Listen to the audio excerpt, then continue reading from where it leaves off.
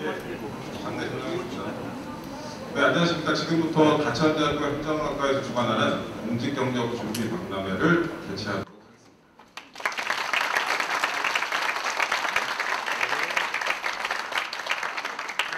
이 행사는 공직에 관심이 있는 모든 학생들을 위해서 기획했고요. 이 행사를 위해 아까 말씀드렸지만 지구 멘토 23분을 포함해서 너무 많은 분들이 준비 과정에 동참해 주셨습니다. 자, 그 중에서도 이미 공지를 여러 번 드렸지만 오늘 이 자리에 정말 모시기 어려운 분이 모였습니다. 저희 본격적인 그 행사에 앞서서 김승호 인사혁신처 차장님이 특강 및 학생들과의 간담회를 해주실 예정입니다. 인사혁신처는 우리나라 그 인사 제도에 방향에 큰 영향력을 갖고 있는 정부부처고요. 그 인사혁신처의 정책이 공공기관 모든 분야의 인사 정책의 기준이 되기 때문입니다. 그래서 오늘 오신 김승호 차장님은 평생을 인사 행정가로 정부에서 근무하셨고 22년부터 우리나라 인사혁신처의 수장으로 많은 일을 하고 계십니다. 자, 오늘 여러분을 위해서 취업 현장 인재상 소개라는 제목으로 특강을 해주시겠습니다. 차장님 나오실 때 뜨거운 박수로 환영해 주시기 바랍니다.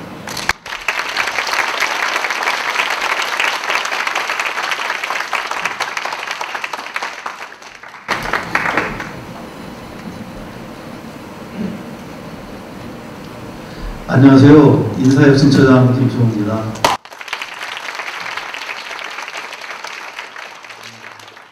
가천대를 제가 처음 와봤는데요. 들어오면서 일단 건물이 멋있고, 그 다음에 이게 산세가 참 뒤에 좀 산도 있고 풍수가 참 좋다 라는 그런 느낌을 받았고요. 원래 이렇게 또 풍수가 좋은 데 있어야지 또 있는 사람들도 다 잘 되는 법이라고 저는 생각합니다. 저도 학과를 졸업했습니다. 82학번이니까요. 오면서 생각해보니까 이게 42년 전 얘기더라고요. 네, 졸업하고 86년부터 공직 생활을 쭉 해왔으니까요. 이게 참 몇 년인지 지금 가늠이 안 됩니다. 예, 지금까지 하고 있는데요. 중간에 제가 한 1년 반 정도 학생들을 가르치기 위해서 잠시 공직을 떠난 거 빼면은 한 36년 정도 되는 것 같습니다. 예, 오랫동안 했죠. 오늘 제가 여기 이제 찾게 된 것은 이제 김철우 교수님께서 지난주에 만났었는데, 한번 좀 방문을 주기를 저한테 말씀하셔가지고 좀 기쁜 마음으로, 예, 오라는 데가 많지 않아서 이렇게 불러주면 기쁜 마음으로 달려갑니다. 제가 오늘 여기 이제 또 즐거운 마음으로 오게 된 것은, 제가 여러분 보고 공무원 하라고, 공무원 되시라고 이렇게 하는 것도 조금 있겠지만, 솔직히 약도 좀 팔고, 예, 그렇지만 제가 아까 말씀드린 것처럼 인생의 선배로서, 예, 앞으로 여러분 어떻게 하면은 어디 취직을 하시든 사업을 하시든 여러분 어떻게 하면은 성공하고 흔히 말하는 남들이 말하는 출세할 수 있는지, 예, 그 비법에 대해서, 비법이라고 하기도 좀 뭐하지만은 그 길을 여러분께 좀 제가 인생의 선배로서 공유하기 위해서 즐거운 마음으로 왔습니다. 많은 경우에 이제 국민분들께서는 정부를 신뢰하느냐, 공무원 신뢰하느냐라고 하면은 많은 경우 아니라고 합니다. 예, 행정연구원에서 거의 매년 OECD에서 발표하는 자료도 있고, 전 세계 OECD 국가도 보면은 정부에 대해서 그렇게 신뢰도는 높지 않아요. 그런데 부모님들에게 자기 자녀가 공무원이 되는 것에 대해서는 어떻게 생각하느냐 라고 하면은 어느 정도 좋다고 하실 것 같아요. 한 90% 정도 나옵니다. 예. 본인들은 공무원 믿지 않고 정부 신뢰하지 않아도 자녀가 공무원이 되는 것에 대해서는 한 90% 정도가 찬성을 합니다. 여러분은 어떠세요? 행정학과, 법학과, 경찰 행정학과 계신 분들이기 때문에 상당수 공직을 아마 희망하실 텐데요. 여러분께서 공직을 가시든 기업체를 가시든 내가 혼자 사업을 하든 어떻게 하면 성공할 수 있고 거기에서 흔히 속된 말로 출세할 수 있는지 그거에 대해서. 그래서 제가 오늘 준비한 내용은 취업 현장의 인재상입니다.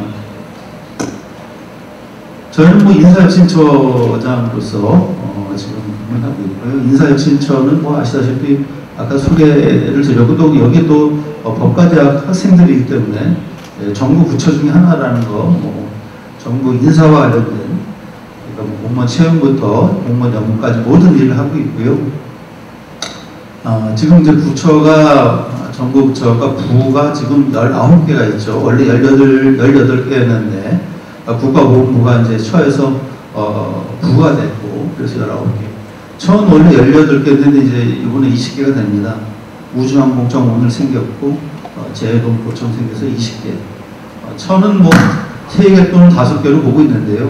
식약처, 법제처, 우리 인사처, 뭐 경호처하고 뭐 공수처, 그 유명한 공수처까지 이렇게 있는데 하여튼 우리는 이제 정부 부처 중에 하나로서 인사업을 하고 있습니다. 저에 대해서는 뭐 이렇게 간략하게 제가 뭐 이렇게 사실을 이렇게 좀 해야지 말하는 사람에 대해서 신뢰도가 있지 않을까 해서 간단하게 저에 대해서 소개를 하고요. 제가 여러분께 드릴 오늘 강의의 시작은 이겁니다. 여러분 그 학교 생활과 나중에 직장 생활, 사회 생활 같을까요? 학교 우등생이 졸업하면은 사회 우등생이 될까요? 많은 경우 여러분 혹시 들어보셨을 겁니다만 저도 이제 고등학교 다닐 때쯤이었는지 학교 우등생이 나중에 사회 우등생이 되라는 법은 없다. 그런 얘기를 들었어요. 그래서 그때는 그게 뭔가 예, 전혀 뭐 요새 내가 열심히 뭐 공부하면은 나중에 뭐 사회에서 잘 살 거 아니야 이렇게 막연하게 생각했는데 제가 나와보니까 그게 아니더라고요. 학교 우등생이 사회 우등생이 되라는 법은 없습니다. 그거 왜 그럴까요? 여기 나와 있듯이 학교에서는 혼자 독고다이로 단독 플레이가 가능합니다. 예. 옆에 저 친구가 마음에 안 들어도 MBTI가 서로 맞지 않아도 그냥 말 안 섞으면 돼. 예. 서로 피해 다니면 되고. 그렇지만 여러분 사회생활, 직장생활을 하게 되면 그게 가능할까요? 불가능하겠죠. 예. 내가 좋든 싫든 출근해야 되고 내가 사업을 하더라도 진상 고객이 있더라도 잘 대응해야 됩니다. 혼자 하는 일이 없습니다. 제가 공무원 하면서 혼자 하는 거 한 번 봤어. 저기 서해에 갔더니 등대지기, 등대 월미도에 등대 있습니다. 갔더니만 3일에 한 번씩 교대한대. 혼자 근무해. 예. 등대를 껐다 켰다만 한대. 예. 그거 외에는 그게 공무원만 그럴까요? 여러분 직장생활에도 마찬가지입니다. 사기업체에 가도 마찬가지고요. 여러분이 설사 창업을 한다고 해도 혼자 할 수 있는 일은 없습니다. 고객을 맞아야 되고 팔아야 되고 어쨌거나 모든 것은 사회에 나가면은 사회 속에서 대인관계가 중요하다. 특히 직장생활을 할 때는 옆에 있는 상하관계 속에서 팀플레이. 여러분 보셨잖아요. 여기 보면은 스포츠에서 혼자 할 수 있는 건 있긴 있죠. 뭐 체조라든지 아니면 골프 이런 거 가능하지만 어쨌거나 직장생활은 사회생활은 사람관계 속에서 팀플레이다. 인간관계 중요하다. 자, 그래서 데이빗 맥클랜드 교수라는 사람이 이런 얘기를 했습니다. 자기 업무 성과와 관련되어 있는 이거는 과거의 적성검사, 직무 적성검사, IQ검사 이것이 잘 대변 못한다는 겁니다. 그런데 그 사람에게는 직장에서 성공, 아니 사업, 일에서 성공, 성과를 내는 요일을 여기 나와 있듯이 KSA, Knowledge, Skill and Attitude. 자, 여러분 그러면 한번 생각해 보십시오. 자, Knowledge, Skill과 Attitude하고 어떤 게 더 중요할까요? 직장생활 하면서. 제가 앞에서 단독 플레이 안 된다 그랬죠. 에티튜드가 중요합니다. 에티튜드. 얼마나 중요할까요? 여러분 학교에서 배운 거 이거 너리 스킬 다 기본적으로 회사에 가든 공무원이 되든 기본적으로 깔고 들어가는 겁니다. 너리와 스킬은 별 차이 없어요. 일단 시험에 합격하고 이따 시험에 합격하게 되면 더 중요한 거는 애티튜드겠죠. 아까 제가 말씀드린 단독 플레이가 안 되고 팀 플레이를 해야 하는 상황에서 애티튜드가 중요한데 얼마나 중요할까요? 카네기 공대, 미국의 그 카네기 멜론 대학교, 여기 IT로 아주 유명한 공과 대학입니다. 저기에서 이제 성공한 졸업생 대상으로 네가 왜 성공했느냐라고 물어봤더니 15%가 지식기술, 너리지 스킬, 나머지 85%가 대인관계.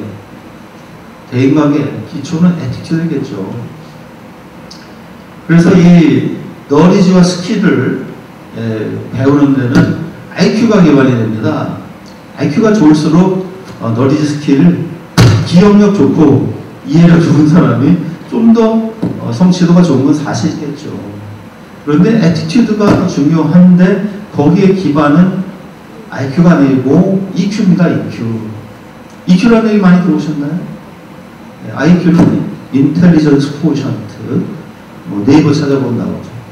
EQ는 Emotional Quotient, 흔히 또 EI라고 합니다. Emotional Intelligence, 감성지능. 이게 원래 이제 1990년에 미국의 예일 대학교의 피터 셀러이라는 교수가 EI, 감성지능이 중요하다. 그런데 이제 95년도에 데니얼 골만이라는 사람이 그 EI라는 이제 95년도에 저 책을 내가지고 베스트셀러가 됐어요. 그래가지고 90년대 말에 한국에서 EQ 열풍이 불었습니다. 지금도 뭐 중요하죠. 그래서 EQ라는 건 이겁니다. EQ, 나 자신의 감정을 이해하고 나 자신을 컨트롤하고 절제하고 타인의 마음을 이해하고 공감해주고 배려해주는. 그래서 EQ가 좋은 사람은 내가 이런 말을 하거나 이런 행동을 했을 때 상대방은 어떻게 받아들일지 이거에 대해서 상당히 고민도 많이 하고 상대방을 배려하려고 합니다.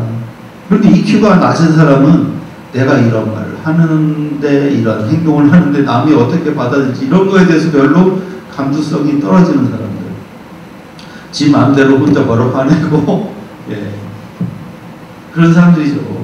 되게 보면 비관적이고 자기 절제 잘 못하고 이런 사람들이 EQ가 낮은 사람. 그래서 감성지능을 높여라.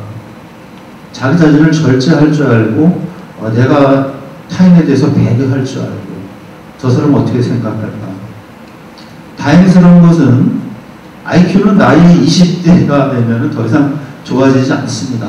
IQ 항등이라고 합니다.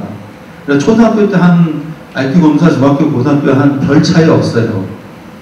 만약에 차이가 크게 벌어진다면 그 조사 방법이, 테스트 방법이 좀 잘못된 거죠. 다행스러운 건 EQ는 지가 노력하면은 40이건 50이건 좋아진다는 겁니다. 그래서 여러분 애티튜드와 관련된 그 EQ를 많이 좀 관심 가지시고 직장 현장에서는 혼자 하는 일이 없다.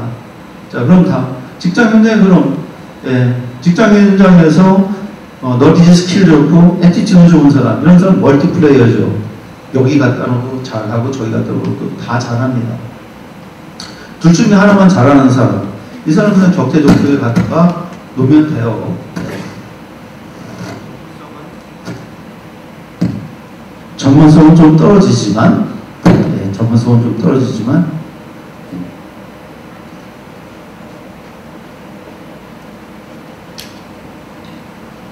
타인의 감정을 잘 이해하는 이런 사람은 이제 뭐 대면 관련 부서라든지 다른 기관과의 협력 이런 거 잘 합니다.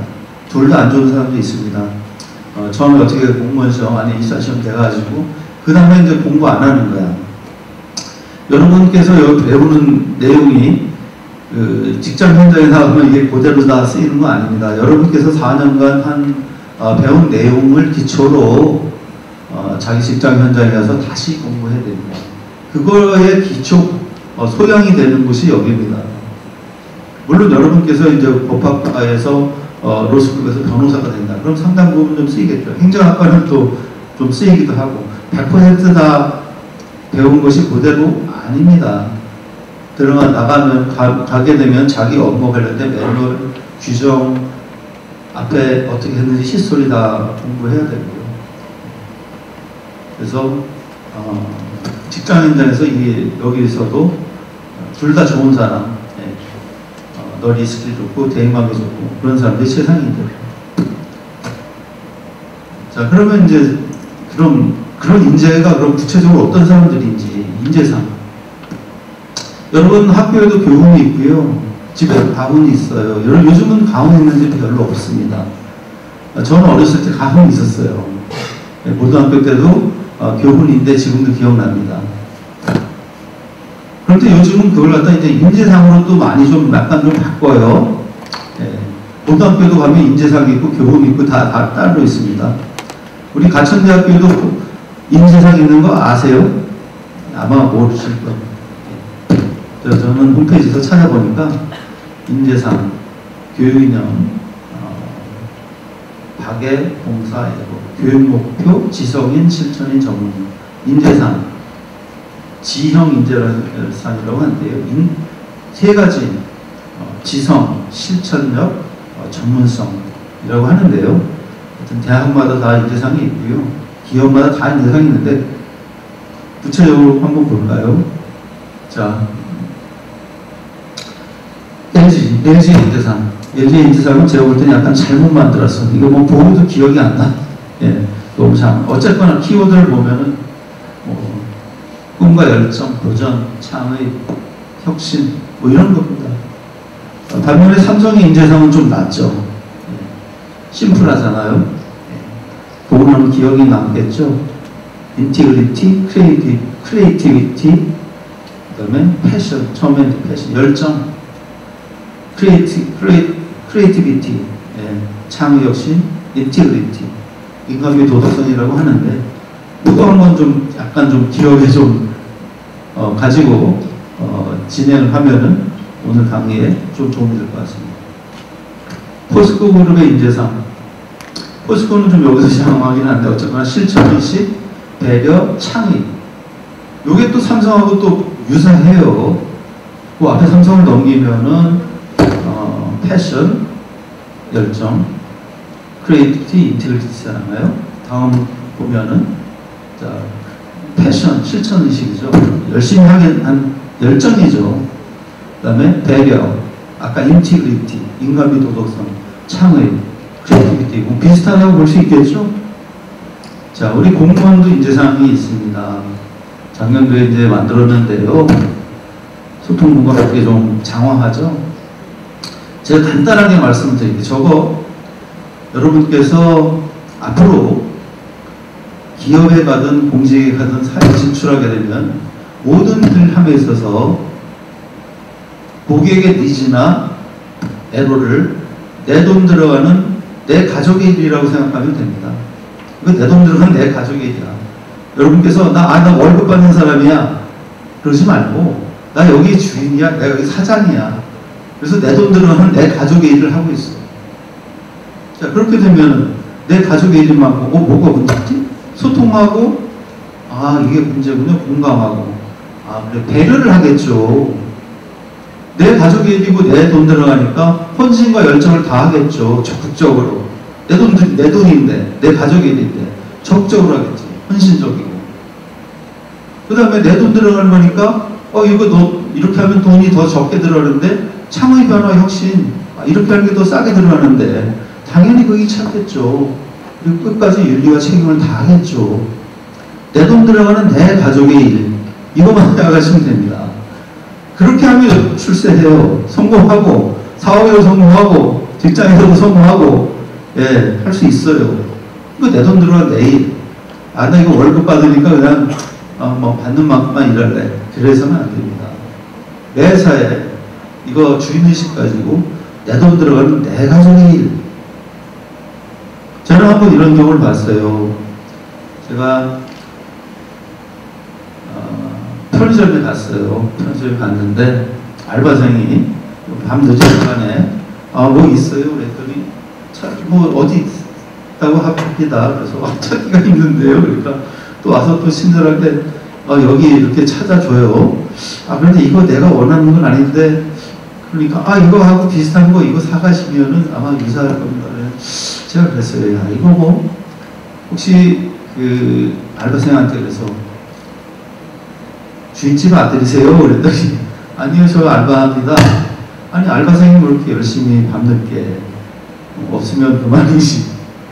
그 친구의 하는 얘기가 저는 제가 여기 사장이라고 생각하고 제가 정직원이라고 생각하고 일합니다.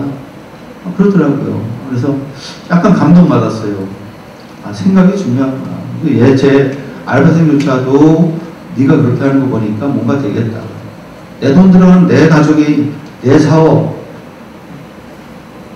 자, 그래서 이러한 인재상은 보면은 뭐 100대 기업마다 다 있습니다.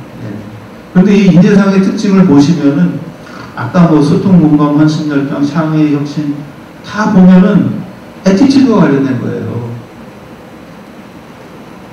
거기에 뭐 지식, 기술 그건 기본이에요. 삼성의 인재상, 인티그리티, 패션, 크리에이티비티 그거 뭐 다 애티튜드와 관련된 거잖아요. 인간미 도덕성을 가져라. 열정적으로 일해라. 창의 혁신을 가져라. 애티튜드. 공무원의 인재상도 다 애티튜드와 관련된 거예요. 소통 공감하고, 소통 공감 배려해주고, 헌신 열정, 적극 헌신 열정, 창의 혁신, 다 애티튜드와 관련된 것이죠. 이 애티튜드가 얼마나 중요하냐면은 이런 얘기를 합니다. 마하트마 간디, 그 다음에 윌리엄 제임스라는 미국의 교육 시민이 한다는데요. 요즘 이겁니다. 생각을 바꾸면 행동이 바뀌고, 행동이 바뀌면 습관이 바뀌고, 습관이 바뀌면 네 운명이 바뀐다. 공감하시나요? 내가 적극적으로 생각하고, 열정적으로 생각하고, 창의적으로 난 할 수 있어. 긍정적이고, 미래지향적이고, 이렇게 생각을 하게 되면은 행동이 바뀝니다. 그에 따라서 행동이 바뀌게 되면 그 행동이 반복되면 습관이 되고, 그 습관이 반복되면 여러분의 운명이 바뀌게 되는 겁니다. 여러분, 난 그거 옛날부터 알았어. 여러분 20대 때 2년을 어떻게 사느냐가 앞으로 여러분 20년을 바꿉니다. 내가 3년을 어떻게 사느냐가 여러분의 30년을 바꿉니다. 20대 정말 중요한 시기죠. 나는 할 수 있어. 내 목표를 세우고, 주변도 돌아보면서 또 꾸다르다. 저거 하지 마시고. 자, 하게 되면, 여러분의 미래가 바뀐다면 생각, 애티튜드가 중요하다. 애티튜드를 바꿔라. 몇 가지 그럼 한번 우리 공무원 인재상을 중심으로 해서 제가 구체적으로 한번 설명을 해보겠습니다. 우리 공무원 인재상 소통, 공감, 배려, 소통, 공감, 적극, 헌신, 열정, 창조나 뭐 윤리 책임 뭐 뒤로 하고요. 자, 소통, 공감. 여러분 뭐 이제 인간관계, 대인관계 처음에 시초는 소통이죠. 뭔가 뭘 서로 이제 상호 인터랙션이 있어야 될 거 아닙니까? 자, 소통에서 중요한 거, 가장 중요한 것이 경청이라고 합니다. 미국의 관리자들한테 관리자로서 뭐가 중요하냐라고 했더니 의외로 소통, 리스닝을 보았다고 합니다. 뭐 여러 가지 뭐 내용이 많이 있지만 한 가지만 제가, 자, 여기에 들을 청자를 한번 잘 보십시오. 리스닝의 기법이 저기 있습니다. 귀 밑에 왕이잖아요. 저 사람이 말을 들으려면, 소통을 하려면 일단 귀를 왕처럼 보시고 쫑긋. 거기에 10십자의 눈목입니다. 눈은 2개지만 10개를 만들어라. 저 사람이 나 말을 듣는지는 눈을 보고 판단을 한다는 거죠. 아이 컨택, 그래서 중요하죠. 더 중요한 건 일심 밑에 일심. 저 사람 마음까지 읽어줘라. 마음까지 일치시켜줘라. 공감해줘라. 이순신 장군의 수결이 1심입니다. 1심. 그러니까 이순신 장군이 23전 23세잖아요. 한 번도 진 적이 없죠. 거기는 다 군심과 민심을 다 하나로 했기 때문에 가능했죠. 반면에 모모 장군은 그 똑같은 병력, 함선을 가지고 한 번에 패했죠. 군심이 다 흩어져 버리니까 싸움이 안 되는 겁니다. 여러분 직장생활을 하게 되면 사람의 마음을 얻어야 됩니다. 내가 사업을 해도 마찬가지죠. 내가 나무를 심는데 뒤에서 가면서 뽑는 것은 쉽습니다. 나무 하나 심으려면 10분간 구덩이 팔고 어깨 덮어야 되는데 그거 잡아 빼는 것은 뒤에 가면서 잡아 빼는 거는 1분도 아마 안 걸릴 거예요. 그만큼 쌓아놓은 것에 대해서 누군가 민심이 흩어지고 군심이 흩어지고 여러분 조직에서 구성원들의 마음이 흩어지면 될 일도 안 되죠. 그래서 다른 사람 배경 거기에는 시초는 경청이 있다. 흔히 제가 그러면 여기에 관련된 책을 저희가 냈어요. 나는 함께 일하고 싶은 사람인가. 경청의 기법 이거 나옵니다. 우리 인사혁신처 홈페이지에 나는 함께 일하고 싶은 사람인가 검색하면 이북 형태로 나와 있습니다. PDF로 나와 있는데요. 우리 같은 경우에는 공감하는 대화 많이 안 합니다.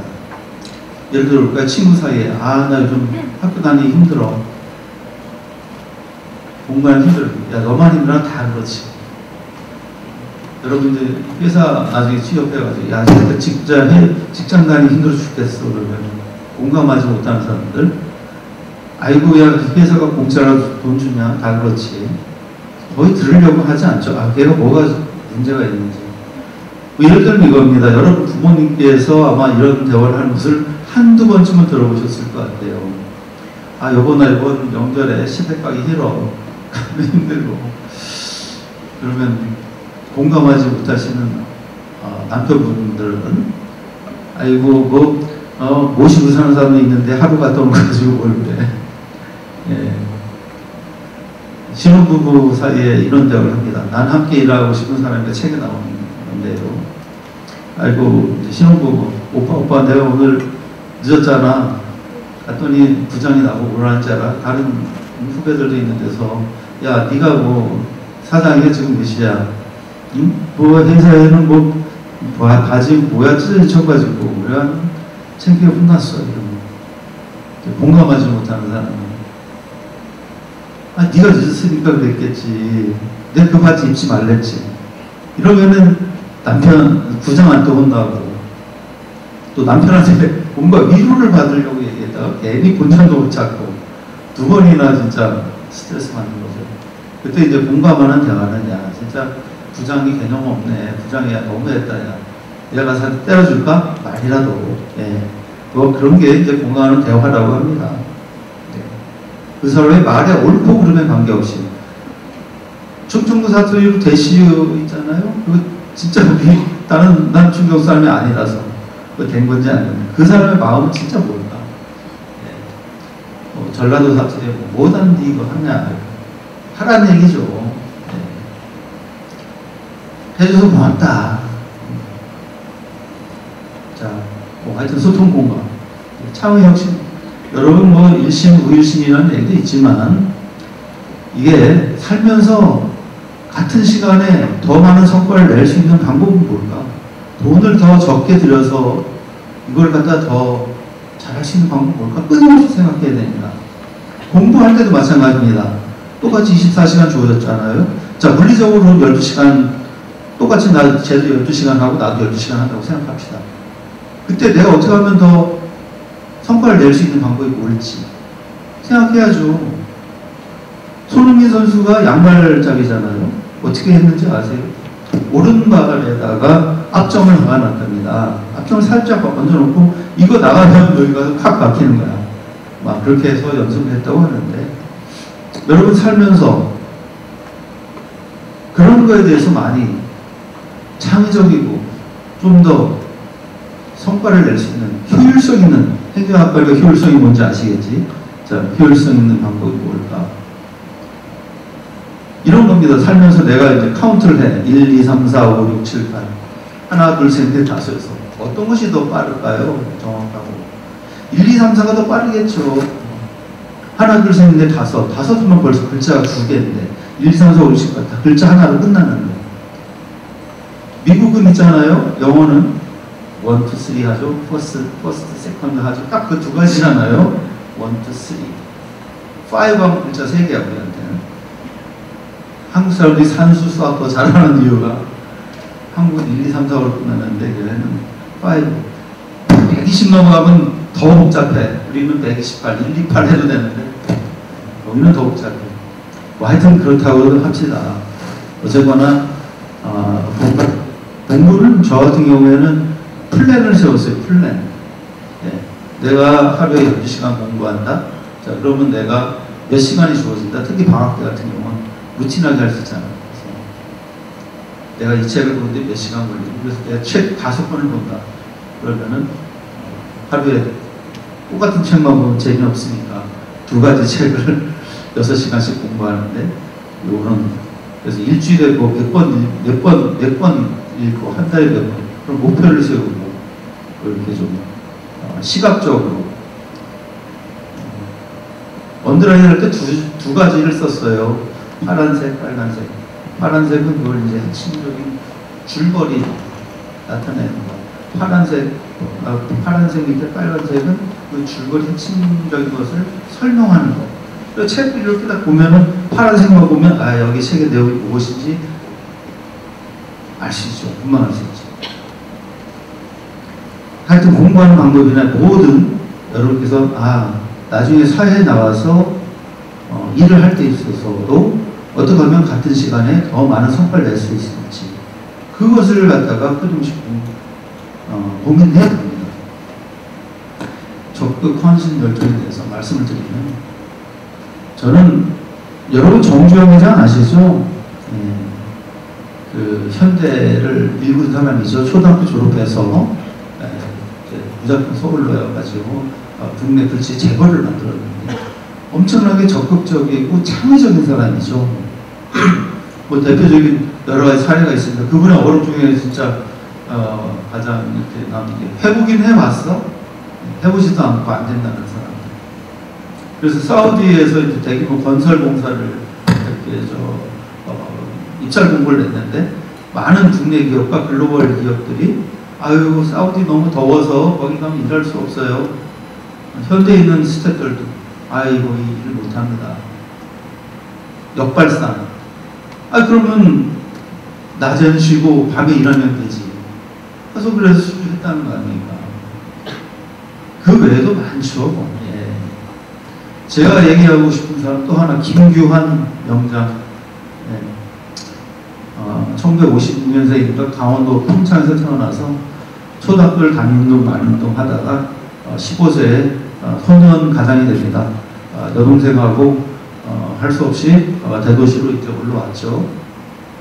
올라서 어떤 할머니 집에서 이제 의탁해서 살고 있는데 하루는 신문에 대우 가족을 모십니다.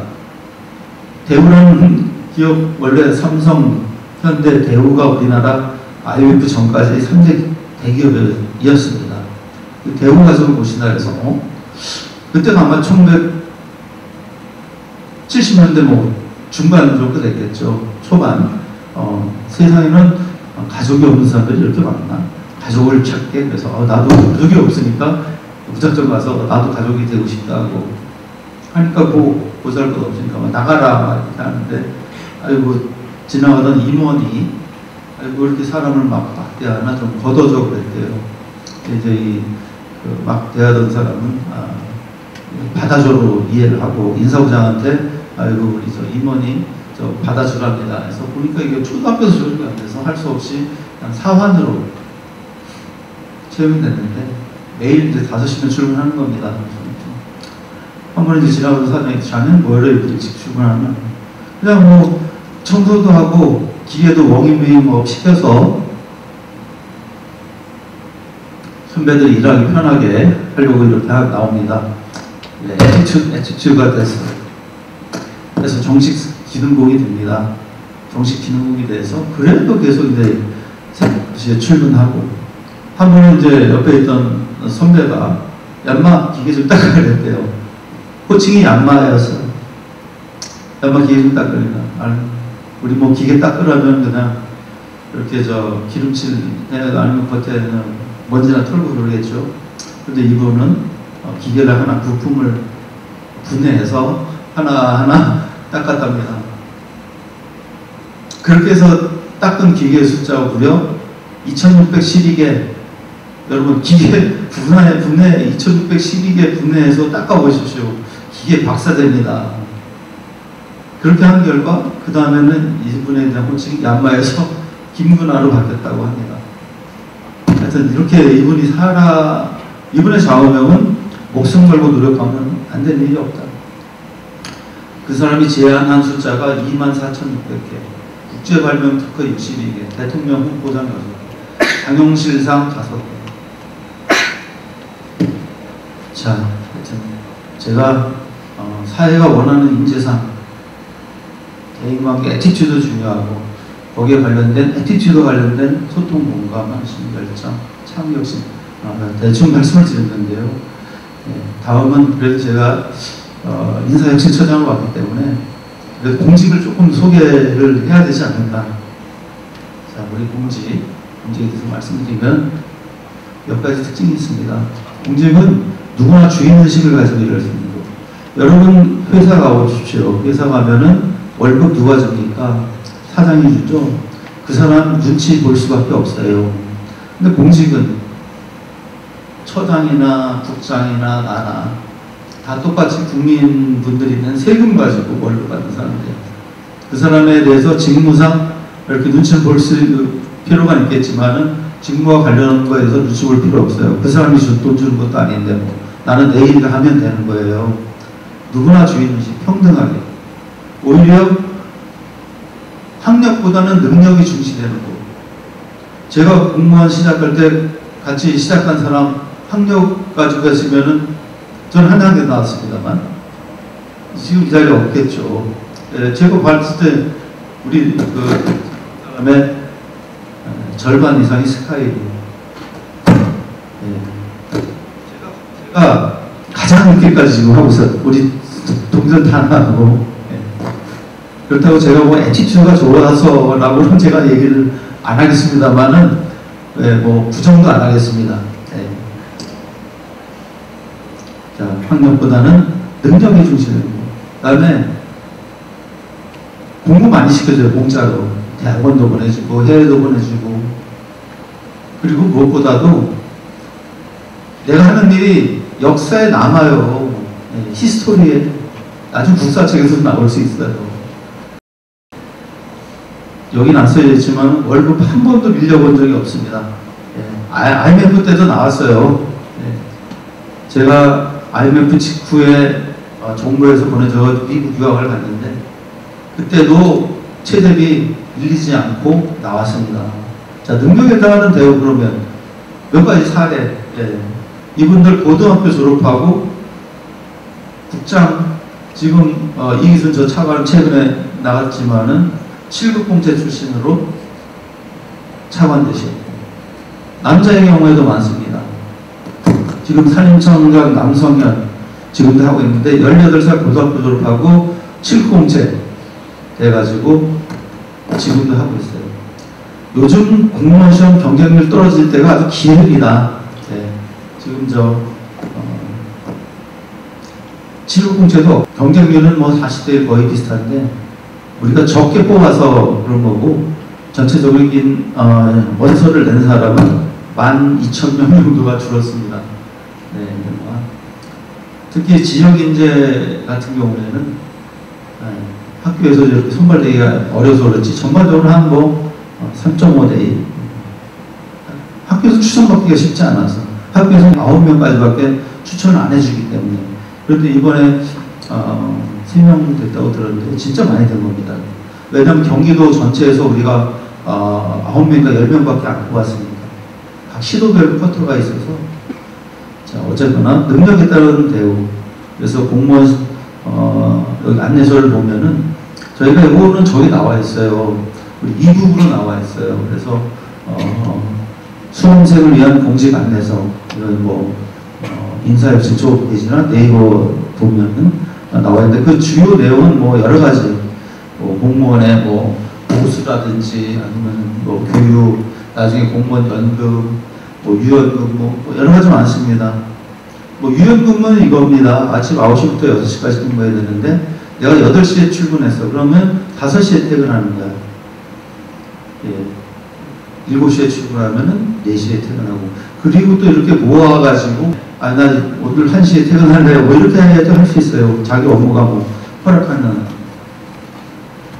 자, 여러분도 이제 관심이 있으실 공무원 보수. 뭐 누군가 뭐 공무원 복부가 최저임금보다 미달한다고 그러는데 새빨간 거짓말입니다. 네. 9급 1호봉 올해 최저 3,010만원.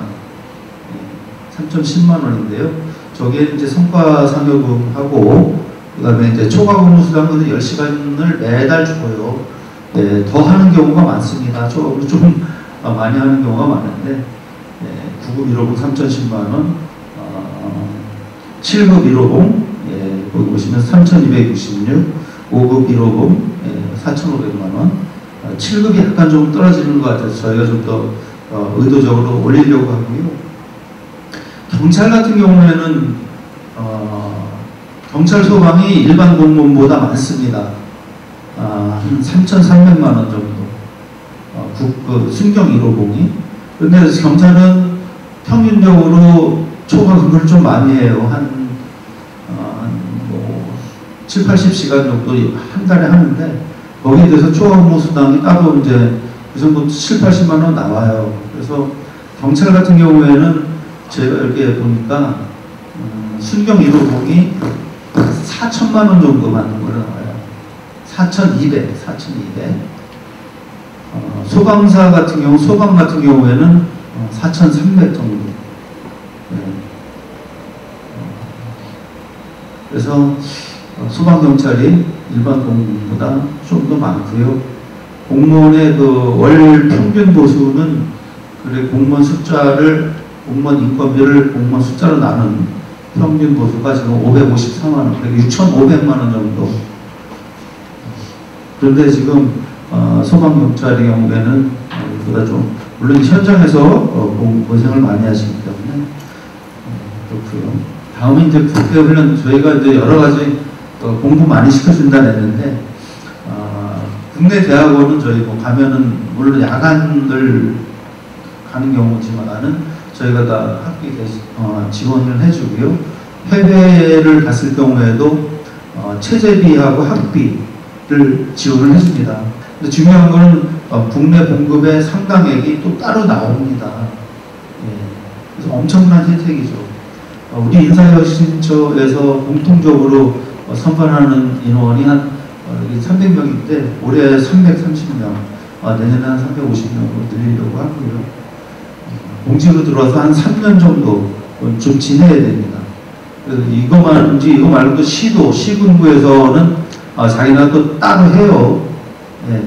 그리고 일부 부처, 뭐 경찰이라든지 검찰 같은 데는 따로 자기네가 프로그램이 있습니다.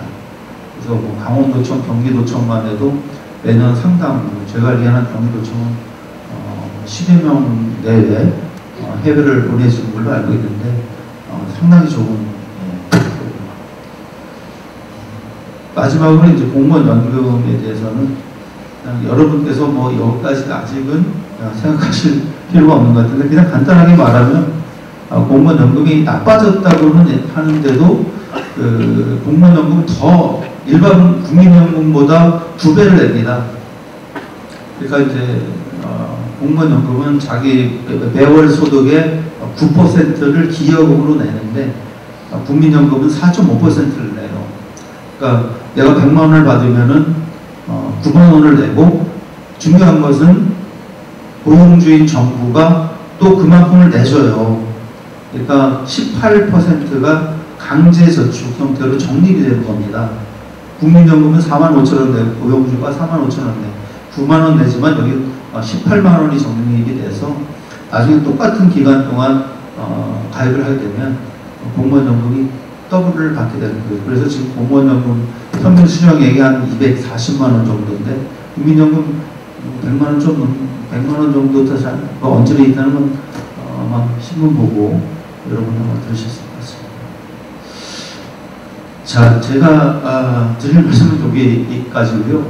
지금부터는 혹시 궁금하신 사항이 있으시면 저에게 물어보시기 바랍니다. 그래요, 우리 학생. 예. 일어나서, 아, 예, 그래.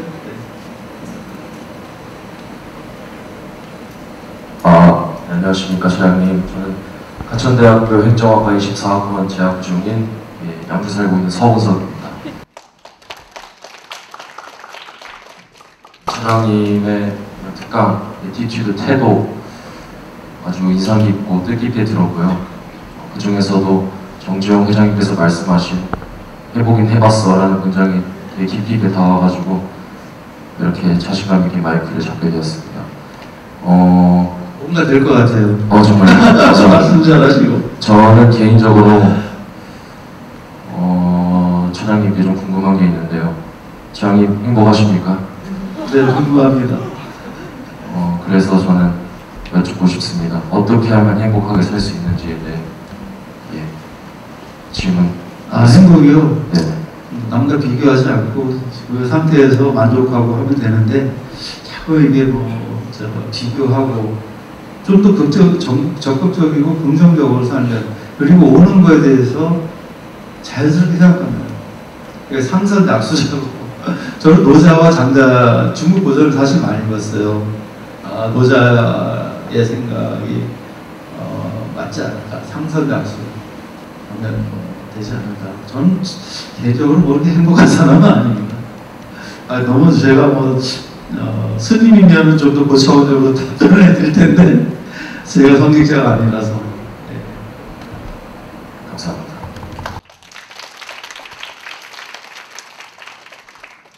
저희가 사전에 지금 이 자리에 있는 친구들과 그리고 오지 않은 학생들을 대상으로 질문을 좀 받아봤는데요. 첫 번째 질문입니다. 행정학과를 제외하고 공무원을 하는데 도움이 되는 전공은 무엇이 있을지 궁금하다고 합니다.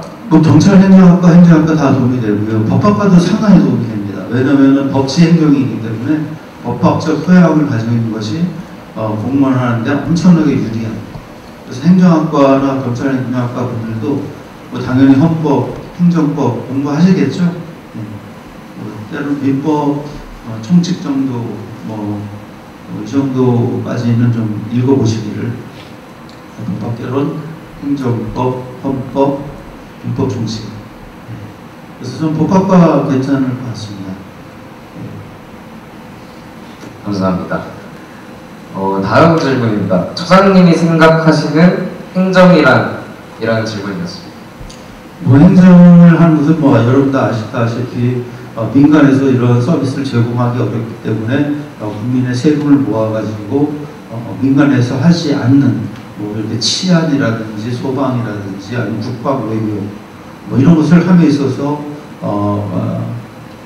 여러 가지 국민분들께 더 좋은 서비스를 제공하고 효율적으로 하기 위해서 생산성 있게, 그러면서도 공정하고 투명하게 하는 것이 저는 행정이 있지 않을까 생각합니다. 감사합니다.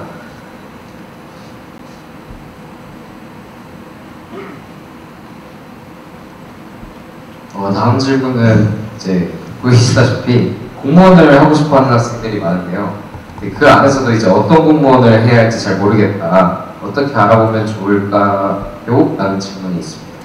공무원 크게 나눠서 제복을 입은 공무원, 그다음에 제복을 입지 않은 공무원, 그다음에 중앙부처 국가공무원, 그렇지 않은 지방공무원, 크게 네 가지로 분류가 된다고 생각하는데요. 저는 이렇게 제복을 입은 공무원도 상당히 멋있어 보이더라고요. 제가 이렇게 보면은 또 특히 이제 여성 같은 경우 경찰을 하는 경우 이게 딱 제복을 입으면 멋있기도 하고 어디 가도 누가 시비 붙지 않고 예. 깡패들이 먼저 시비 붙지 않고 그다음에 군인 같은 경우에도 괜찮은, 군인도 봉급이 의외로 많습니다.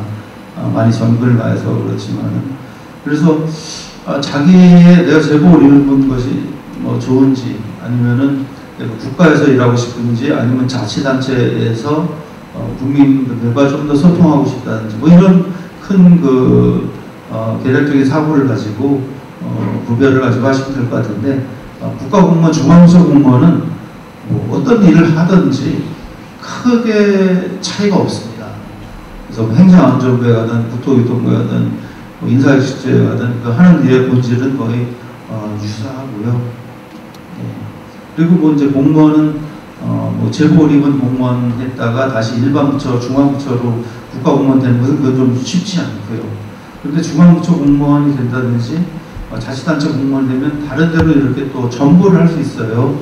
교류를 할 수 있고 그래서 뭐 아주 쉬운 건 아니지만은 우리 인사교류 사이트가 있어서 거기서 서로 조건만 맞으면은 서로 또 자기가 원하는 곳으로 정보도 갈 수도 있기 때문에 뭐 이거는 뭐 자기 이제 MBTI 검사라든지 아니면 평소에 자기의 생각, 꿈 뭐 이런 것이 중요하지 않을까.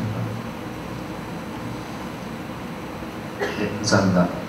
이번 질문은 조금 진지한 질문인 것 같은데요. 공무원 연금 개혁 이후 공무원이 매달 납부하는 기여금은 증가하였으나 연금 지급의 비율이 줄어들었다고 합니다. 앞으로의 공무원 연금의 향후 전망에 대해 궁금하다고 합니다. 공무원 연금이 많이 이제 줄어들었는데 이제 생애소득이라고 공무원 재직 중에 받는 월급과 그다음에 아까 말씀드린 공무원 연금 저희가 이제 더블로 받기 때문에 국민연금이다. 그래서 생애소득을 전반적으로 비교하면은 크게 차이가 나지 않는다. 오히려 조건이 더 좋다라는 얘기도 합니다. 공무원연금 무조건 오래 살수록 유리한 거죠. 평균 수명이 한 84세 뭐 요즘 언저리에 있는데 그렇게 이제 비교했을 때도 괜찮고요. 공무원 연금은 그동안 많이 개혁을 했어요. 여기 교수님들도 저희하고 공무원 연금은 아니더라도 사학연금이 공무원 연금하고 구조가 똑같습니다. 조건이 똑같은데요. 2015년에 아주 세게 개혁을 해서 사실 이제 더 이상 개혁할 방안이 별로 없다. 그래서 국민연금이 만약에 지금 65세부터 받는데 국민연금이 70세부터 받는다. 그러면은 거기에 따라서 약간 좀 종속적으로 할 수 있지만 선제적으로 이제 하기에는 할 수 있는 카드가 없는 상황입니다.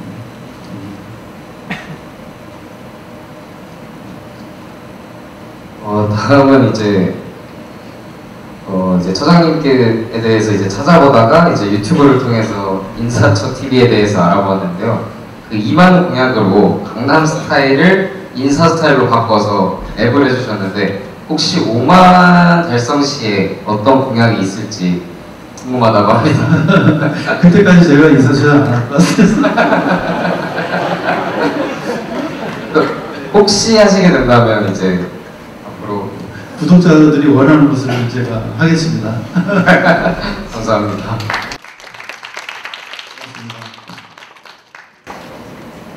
그럼 이제 마지막 질문 드리도록 하겠습니다. 공직에 계실 때 가장 뿌듯했던 경험은 언제였나요?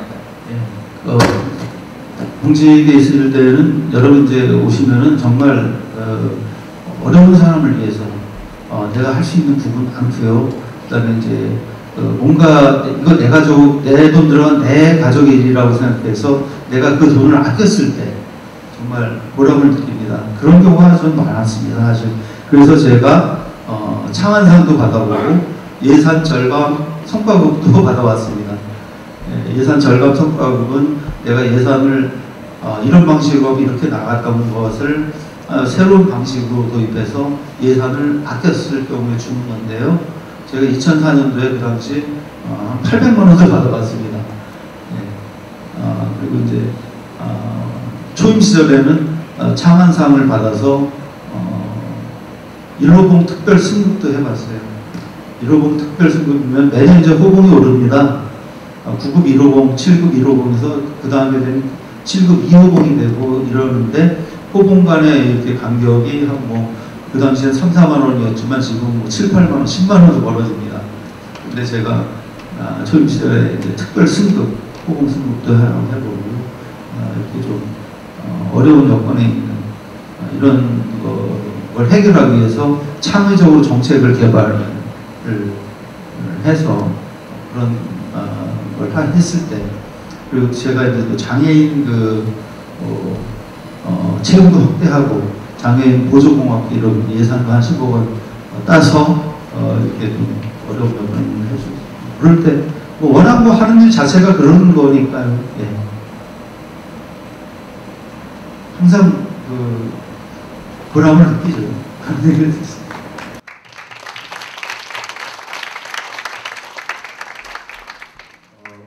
혹시 그럼 마지막으로 질문하실 분 있는지 한번 확인만 해보겠습니다. 네,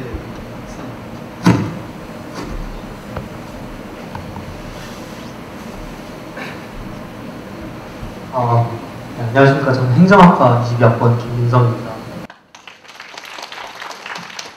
저희가 행정학과 수업을 들을 때 교수님께서 공통적으로 해주시는 말씀이 있으신데, 그 면접 관련해가지고 이제 자기가 공직에 입직을 했을 때 자신의 상사가 부당한 지시를 했을 때 어떻게 대처할 것인가가 그 공무원 면접의 공통적인 질문이라고 하셨어요.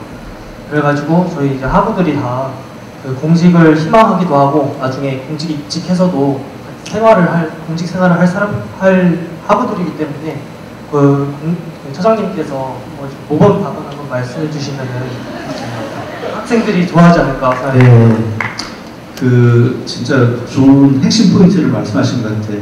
그 면접에 있어서 그렇게 한다는 거 어떻게 우리 교수님들께서 훌륭하신 것 같아요. 면접은 사실 크게 두 가지입니다. 경험 면접과 상황 면접. 경험 면접은 내가 옛날에 이렇게 했는데 내가 뭐 리더십을 발휘해서 뭐 어떻게 하고 그런 것을 써라. 그건 이제 경험에 나온 거고, 상황 면접은 지금처럼 앞으로 이렇게 할 때 너 어떻게 하겠냐. 뭐 친구가 뭐 이렇게 부당한 뭐 청탁을 했을 때, 뭐 민원이 와서 뭐 이렇게 향을 제공하려고 했을 때 어떻게 할 것이냐.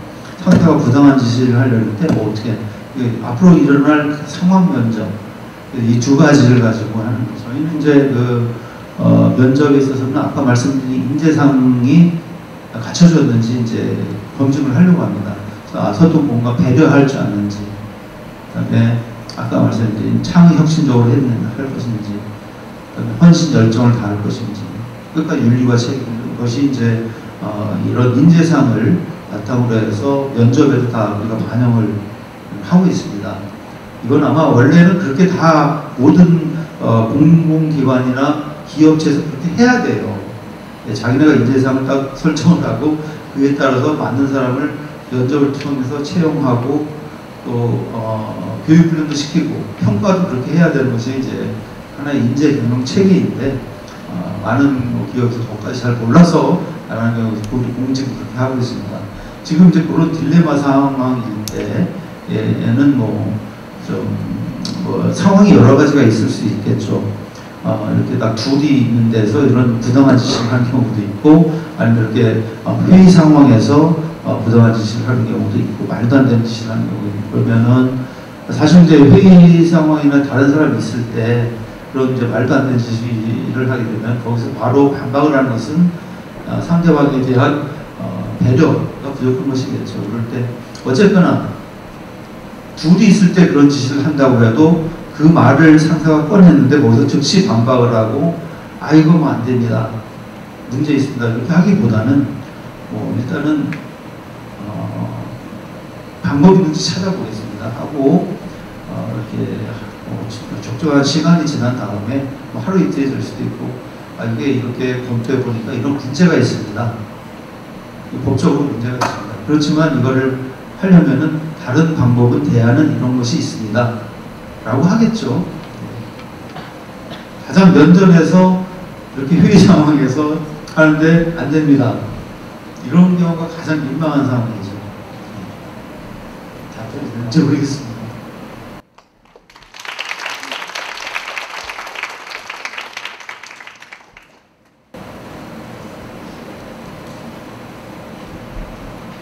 그럼 이상으로 간담회는 마무리하도록 하겠습니다. 바쁜 시간 내주셔서 좋은 말씀하러 이 자리에 와주신 김승호 차장님께 이제 박수 한번 부탁드리겠습니다.